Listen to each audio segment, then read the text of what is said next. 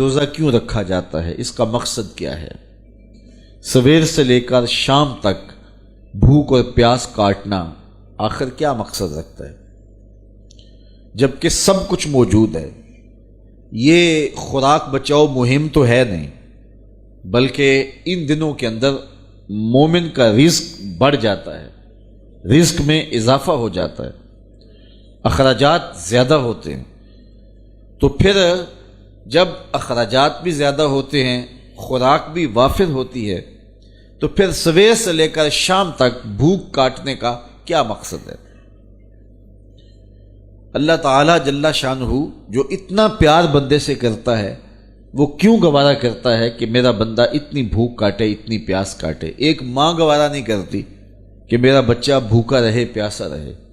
بچہ بھوکا ہو تو ماں تڑپنے لگ جاتی ہے، اور اس کی بھوک مٹانے کے لیے اسے کسی کے گھر میں جا کے مزدوری کرنی پڑے، کسی دہلیز سے جا کے مانگنا پڑے، وہ اس کا پیٹ بجھانے کے لیے سب کچھ کر گزرتی ہے، اور وہ ہر دکھ جھیل لیتی ہے کہ میرا بیٹا کوئی تکلیف نہ سہے، میری اولاد کوئی دکھ نہ سہے۔ تو اولاد کے لیے ماں کے جذبات ہم دیکھتے ہیں، اور ان مراحل سے ہم گزرتا ہوا زمانے کو دیکھتے ہیں۔ تو بیٹے کے لیے ماں بھوک اور پیاس گوارا نہیں کرتی، تو جو 70 ماؤں سے زیادہ پیار کرتا ہے، اس نے کیسے گوارا کر لیا کہ میرا بندہ سویر سے لے کر شام تک بھوکا رہے، پیاس کی شدت کاٹے، بھوک کی شدت کاٹے۔ آج کل 16 گھنٹے لمبا روزہ ہوتا ہے، اور اتنا طویل عرصہ سخت گرمی میں زبان کانٹا ہے، حلق خشک ہے، اور بندہ دریا کنارے ہے، لیکن ایک گھونٹ بھی اٹھا کے نہیں پی سکتا۔ تو یہ کیسے رب نے چاہا جو 70 ماؤں سے زیادہ پیار کرتا ہے؟ ماں تو اس لیے پیار کرتی ہے نا کہ اس نے بیٹے کو جنم دیا ہے، اور اتنا پیار کرتی ہے کہ دنیا کے کسی ترازو پہ ماں کے پیار کو تولا نہیں جا سکتا۔ یہ سڑکوں کے کنارے پہ بڑے بڑے ہیوی کنڈے نصب کر دیے گئے ہیں، جس پر پورے کنٹینر تول لیے جاتے ہیں۔ تو میں کہا کرتا ہوں، آج تک مجھے کوئی ایسا کنڈا نہیں ملا جس پر ماں کے پیار کو بھی تولا جا سکے۔ اللہ نے اس کے سینے میں پیار رکھا ہے، تڑپتی ممتا رکھی ہے، اولاد کے لیے وہ جذبات رکھے ہیں کہ دنیا کے کسی ترازو پہ اس کا وزن نہیں کیا جا سکتا۔ پھر دوسری بات، آج بازار جائیں تو کوئی شے بھی آپ کو خالص نہیں ملتی، لیکن ماں کا پیار آج بھی کھرا ہے، ماں کا پیار آج بھی سچا ہے۔ اولاد کے لیے اس کے جذبات آج بھی جو ہیں وہ بالکل کھرے ہیں۔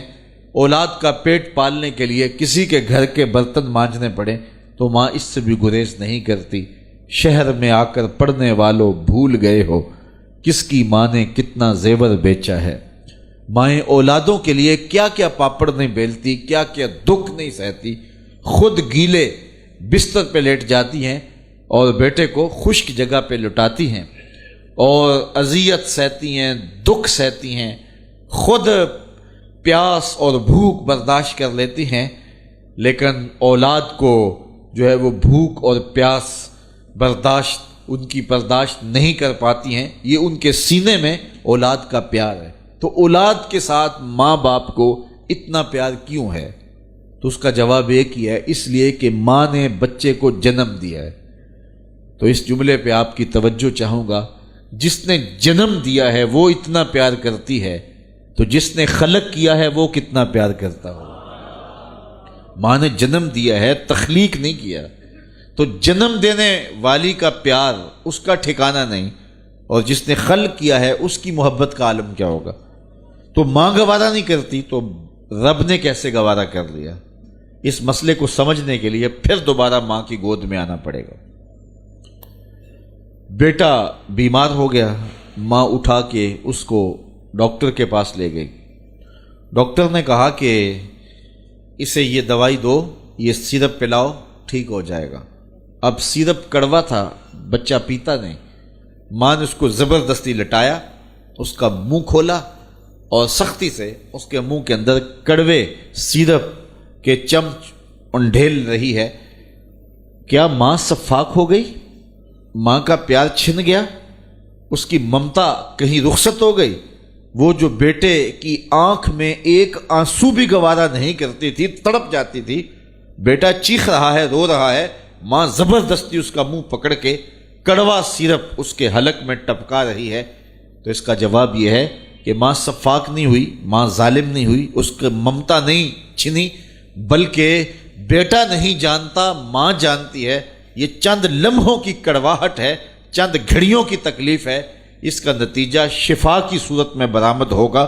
ماں کی نظر اس تڑپنے پہ نہیں جو اس کا نتیجہ ہے، ماں کی نگاہیں اس پہ لگی ہوئی ہیں، اور بیٹے کے پیار کی وجہ سے وقتی طور پہ اس کا یہ تڑپنا وہ گوارا کر لیتی ہے۔ جو 70 ماؤں سے زیادہ پیار کرتا ہے وہ جانتا ہے یہ چند لمحوں کی بھوک اور پیاس ہے، لیکن نتیجہ بڑا خوبصورت ہے، لعلکم تتقون، تقوی کا نور نصیب ہو جائے گا۔